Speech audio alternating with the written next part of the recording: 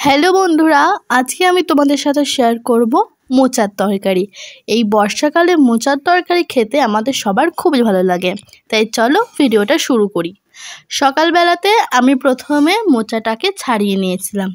কিভাবে ছাড়িয়েছিলাম সেটা আমি এখন দেখাতে পারিনি, তবে এর আগে আমার ভিডিও আছে, তোমরা চাইলে দেখে আসতে পারো। আর শেষে যে ছোট কুড়ি টাইপের যেটা থাকে সেটা এখানে কেটে নিচ্ছিলাম, কারণ এখানে যে ছোট ছোট মোচাটা থাকে সেটা ছাড়ানো অসম্ভব, তাই এটাকে তোমরা কেটে নিতে পারো। আর মোচাতে হাত দেওয়ার আগে অবশ্যই হাতে সর্ষের তেল লাগিয়ে নেবে, না হলে মোচার যে আঠাটা আছে সেটা হাত থেকে একদমই উঠতে চাইবে না। এখানে দেখো আমার মোচা ছাড়ানো হয়ে গেছে, আর এখানে যে কুড়িটা আছে সেটাও আমি সুন্দর মতো করে কেটে নিচ্ছি।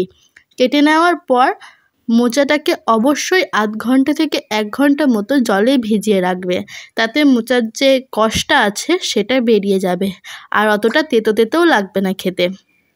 তো তারপরে আমরা মোচাটাকে সিদ্ধ করার পর একটা কড়াই গ্যাসে চাপিয়ে সেখানে সর্ষের তেল, শুকনো লঙ্কা, তেজপাতা আর গোটা গরম মশলা ফোড়ন হিসেবে দিয়েছি। তারপর ওখানে কিছু পেঁয়াজ কুচি দিয়েছি, আর এই পেঁয়াজ কুচিটা এবার সুন্দর মতো করে ভেজে নেব, যতক্ষণ না পেঁয়াজের ব্রাউন ব্রাউন কালারটা আসে। ব্রাউন ব্রাউন কালারটা চলে এলে আমরা এখানে দিয়ে দেব আলু, যেটা হাফ সিদ্ধ করে আগে থেকেই রেখেছিলাম। তো এখানে আমরা আলুটা দিয়ে দেব, আর আলুটাও এই পেঁয়াজ কুচির সাথে সুন্দর মতো করে নাড়তে থাকবো যতক্ষণ না আলুটা গোল্ডেন ফ্রাই না হচ্ছে। এখানে গোল্ডেন ফ্রাই বলতে বোঝায় যে আলুটা যতক্ষণ না হলুদ হলুদ হিসেবে ভাজা না হচ্ছে ততক্ষণ আমরা এটাকে সুন্দর মতো করে নাড়তেই থাকবো। দেখো এখানে আমার আলুটা অনেকটাই ভাজা হয়ে গিয়েছে। এবার এখানে আমি দেব মশলা। এখানে হলুদ গুঁড়ো, চিনি, লবণ সব কিছু দিয়েছি আমাদের পরিমাণ মতো। তোমরা যদি কেউ লবণ বেশি খাও তাহলে লবণের পরিমাণটা বেশি রাখতে পারো, যদি কেউ চিনি খেতেও চাও না তাহলে চিনিটা এখানে স্কিপ করতে পারো, কিন্তু চিনিটা দিলে স্বাদটা মেনটেন হয়, তাই আমি সাজেস্ট করব চিনিটা তোমরা অল্প হলেও দেবে। তো এখানে সব কিছু দিয়ে সুন্দর মতো করে একবার নেড়ে নেব। তারপর আমি আগে থেকে একটা মশলা বেটে রেখেছিলাম, যেখানে দেওয়া ছিল আদা কুচি, রসুন কুচি, অল্প মতো পেঁয়াজ আর জিরে, এটা সমস্ত কিছু একটা পেস্ট করে রেখেছিলাম। এবার এই পেস্টটাকে দিয়ে সুন্দর মতো করে এখানে নাড়াচাড়া করে কষিয়ে নিচ্ছি। যতক্ষণ না মশলার কাঁচা গন্ধটা না যায় ততক্ষণ কিন্তু এটা নাড়তে থাকবে, আর কন্টিনিউ নাড়তে হবে যদি মশলাটা ধরে যায়, ঠিক আছে।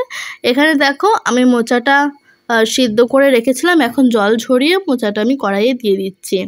এবার ওই মশলার সাথে মোচাটাকে ভালো মতো করে মিক্স করে নেব, যাতে মশলার যে স্বাদ সেটা মোচার গায়ে ভালোভাবে মিশে যায়, আর মশলাটা যাতে কড়াইয়ে ধরে না যায় সেই জন্য অল্প আঁচে রেখে মোচাটা মশলা আলু সব কিছুর সাথে ভালোভাবে মিক্স করে নিতে হবে।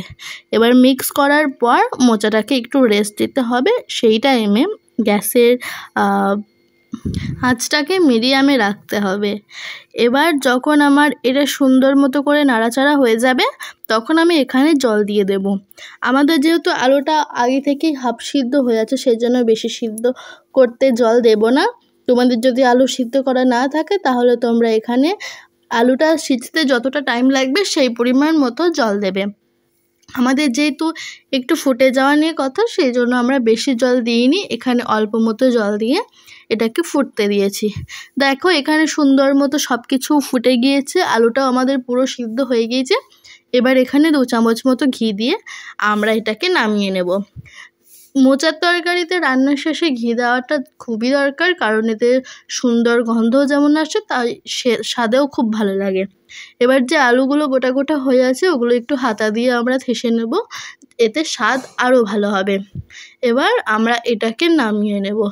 এরকম করে তোমরা মোচার তরকারি ঘরে রান্না করতেই পারো, আশা করছি তোমাদের খুবই ভালো লাগবে। আর তোমরা যদি ট্রাই করো আমাকে জানিও কমেন্টে। যে তোমাদের টেস্ট কেমন লেগেছে। এই ছিল আজকে আমাদের ভিডিও। ভালো লাগলে like comment share and subscribe করে দিও। দেখা হচ্ছে খুব তাড়াতাড়ি নেক্সট ভিডিওতে।